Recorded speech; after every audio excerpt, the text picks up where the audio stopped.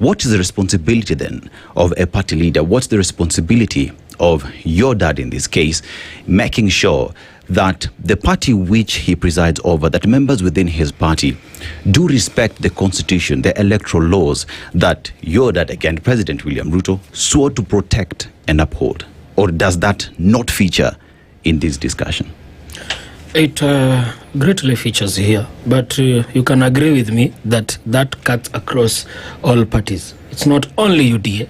It also cuts in Jubilee, in how do you call DCP, and all the other parties. So my dad did not, so in as to protect, the UDA party.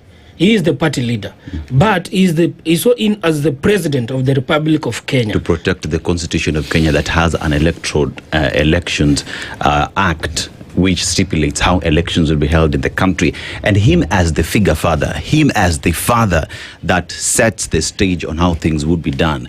Should he not call out his children when they make a mistake, when they go out bribing? Because if you look at messages we see here from Mushina by Paul's Master Limited, an investigation that was done by KTN, that is an illegality. So one asks the question, what's his responsibility in making sure that he sets the stage, he sets the example to be followed by, making sure everyone plays by the book? As far as I'm concerned, I cannot, confirm those are just allegations that people are bribed. People are given money to go and vote for a certain, or particular individual. Those are just allegations. And if they are true to that cause, then we have an institution that is fully fledged to take action against those people.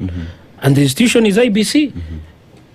They could have even, struck out. That's one of the options, to strike out our aspirant or DCP aspirants. Because when you say that we focus only on UDA is the one that was bribing, of which we do not have those facts. Those are just but allegations. So I don't see the need of bringing my dad in this issue, him as a party leader, on this, because those are just allegations. When we have a report, when we have a concluded verdict, or a fully, judgment from the IBC or investigative officers, then now you can now ask him, why is he protecting, why is he not, speaking out about the same? But these are just but allegations. For the purposes of this conversation, I think so we don't confuse ourselves. Let's refer to him as His Excellency the President of the Republic of Kenya, so we don't get confused. But once in a while, because I'm used to calling him my dad, and that is why I said, for the purposes of this conversation, so that we don't confuse people here.